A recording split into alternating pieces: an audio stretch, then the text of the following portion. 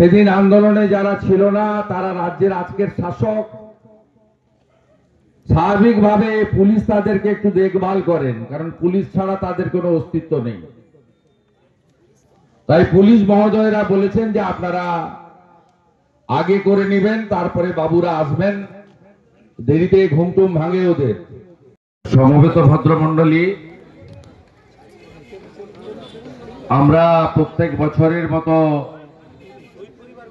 এবারেও শহীদ পরিবাররা উপরে আসুন। আমরা ছোট্ট এবং মহতী অনুষ্ঠানে সমবেত হয়েছি। 2007 সালে আজকের দিনে রক্তাক্ত অধ্যায় সূচিত হয়েছিল গোকুলনগরের করপল্লীতে। শ্যামলী মান্না এবং রেজাউল করিম এখানে শহীদ হয়েছিলেন, ঠিক এই জায়গায়। তৎকালীন ভূমি উচ্ছেদ প্রতিরোধ কমিটির নেতা এবং আজকের কর্মাধ্যক্ষ স্বদেশ দাস অধিকারী মহোদয়ের উদ্যোগে আমার পূর্ণ সহযোগিতায় এখানে শহীদ বেদি নির্মিত হয়েছিল। এই শহীদ বেদিতে আমরা মাল্যদান করে শহীদদেরকে স্মরণ করি। আমাদের সঙ্গে 30টির বেশি শহীদ পরিবার এখানে উপবিষ্ট হয়েছেন। আমাদের সঙ্গে নন্দীগ্রাম পঞ্চায়েত সমিতির পুরো কর্মাধ্যক্ষ, সভাপতি, সহসভাপতিরা এসেছেন এবং নন্দীগ্রাম 1 নম্বর ব্লকে 6 জন মাননীয় প্রধান যারা ভারতীয় জনতা পার্টিতে যুক্ত, তারা আমাদের সঙ্গে আছেন। আমরা আলাদা করে সকলের নাম না বলে প্রত্যেককে অভিনন্দন জানাই। এবং অনেক সকালবেলা আপনাদের অনেক কাজ থাকে, তার মধ্যেও আপনারা এসেছেন। যেহেতু আমরা সবাই ল অ্যাবাউট পিপল, আমরা আইন মেনে চলি।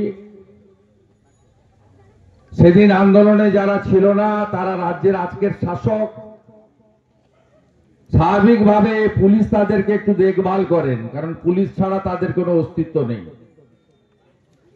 তাই পুলিশ মহোদয়রা বলেছেন যে আপনারা আগে করে নেবেন, তারপরে বাবুরা আসবেন, দেরিতে ঘুমটুম ভাঙে ওদের। স্বাভাবিকভাবে আমাদের প্রোগ্রাম সংক্ষিপ্ত করতে হবে। আমার যাওয়াও অনেক দূর আছে, উত্তরবঙ্গে যাব মাদারিহাটে, সেখান থেকে ফিরে নৈহাটিতে আসবো, সারাদিনের কাজ। আপনারা এই জায়গাটা ধরে রেখেছেন। আমাকে জিতিয়েছিলেন 1956 ভোটে, অভিজিৎ বাবুকে জিতিয়েছেন 8200 ভোটে। মানুষ আমার সাথে আছে। মিথ্যা মামলা, পুলিশ আর সংখ্যালঘু বাহিনী দেখিয়ে আর কলকাতা থেকে পরিযায়ীদেরকে এনে মিথ্যা কথা বলে এখানে আমার দুর্গে ফাটল ধরানো যাবে না। কয়েকদিন আগে মহেশপুরে সমবায় সমিতির ভোট হয়েছে। 12টা সিটের মধ্যে 11টা আপনারা আমাকে দিয়েছেন। আমি কৃতজ্ঞ, প্রণাম জানাই আপনাদের। মধ্যেও আপনারা এসেছেন। যেহেতু আমরা সবাই ল অ্যাবাউট পিপল, আমরা আইন মেনে চলি। সেদিন আন্দোলনে যারা ছিল না তারা রাজ্যের আজকের শাসক, স্বাভাবিকভাবে পুলিশ তাদেরকে একটু দেখভাল করেন, কারণ পুলিশ ছাড়া তাদের কোনো অস্তিত্ব নেই। তাই পুলিশ মহোদয়রা বলেছেন যে আপনারা আগে করে নেবেন, তারপরে বাবুরা আসবেন, দেরিতে ঘুমটুম ভাঙে ওদের। স্বাভাবিকভাবে আমাদের প্রোগ্রাম সংক্ষিপ্ত করতে হবে। আমার যাওয়াও অনেক দূর আছে, উত্তরবঙ্গে যাব মাদারিহাটে, সেখান থেকে ফিরে নৈহাটিতে আসবো, সারাদিনের কাজ। আপনারা এই জায়গাটা ধরে রেখেছেন। আমাকে জিতিয়েছিলেন 1956 ভোটে, অভিজিৎ বাবুকে জিতিয়েছেন 8200 ভোটে। মানুষ আমার সাথে আছে। মিথ্যা মামলা, পুলিশ আর সংখ্যালঘু বাহিনী দেখিয়ে আর কলকাতা থেকে পরিযায়ীদেরকে এনে মিথ্যা কথা বলে এখানে আমার দুর্গে ফাটল ধরানো যাবে না। কয়েকদিন আগে মহেশপুরে সমবায় সমিতির ভোট হয়েছে, 12টা সিটের মধ্যে 11টা আপনারা আমাকে দিয়েছেন। আমি কৃতজ্ঞ, প্রণাম জানাই আপনাকে।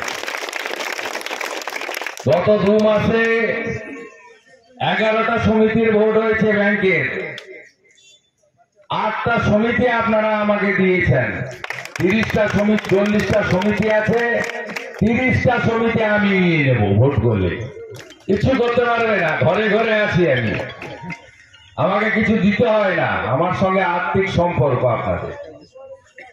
তো আপনারা মমতা ব্যানার্জিকে প্রাক্তন করেছেন, আর আমার দায়িত্ব 26-এ ওনাকে প্রাক্তন মুখ্যমন্ত্রী করা।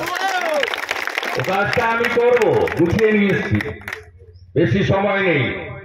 সবাই ভালো থাকবেন, ঐক্যবদ্ধ থাকবেন। আমি গোকুলনগর অঞ্চলে নভেম্বর মাসের শেষে একটা বড় সমাবেশ করব, ধর্মরক্ষা সমাবেশ।